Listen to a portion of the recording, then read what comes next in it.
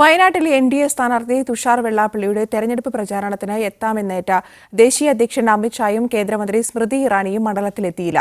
അവസാന ഘട്ടത്തിലും മുതിർന്ന നേതാക്കളുടെ അസാന്നിധ്യം എൻ.ഡി.എ പ്രചാരണത്തെ ബാധിച്ചിട്ടുണ്ട്. ബി.ഡി.ജെ.എസ് നേതാക്കളുടെ അതൃപ്തി പരിഹരിക്കാൻ അവസാനം കേന്ദ്രമന്ത്രി നിർമ്മലാ സീതാരാമൻ ഇന്ന് വയനാട്ടിൽ പ്രചാരണത്തിനായി എത്തുന്നുണ്ട്.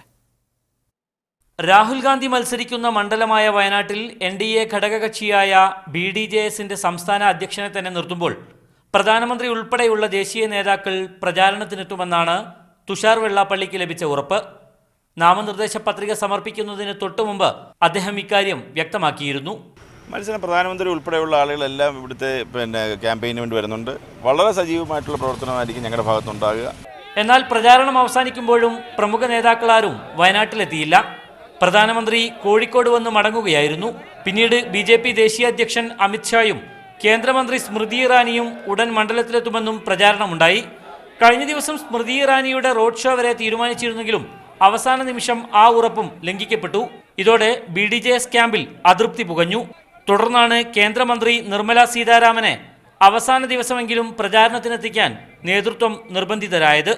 ദേശീയ നേതാക്കൾ മാത്രമല്ല, സംസ്ഥാന നേതാക്കളും മണ്ഡലത്തിൽ കാര്യമായി പര്യടനത്തിനെത്തിയില്ല. വയനാട്ടിലെ എൻ.ഡി.എ പ്രചാരണത്തെ ഇത് കാര്യമായി തന്നെ ബാധിക്കുകയും ചെയ്തു. അനിലം ബഷീറിനൊപ്പം മുജീബ് റഹ്മാൻ, മീഡിയ 1, വയനാട്.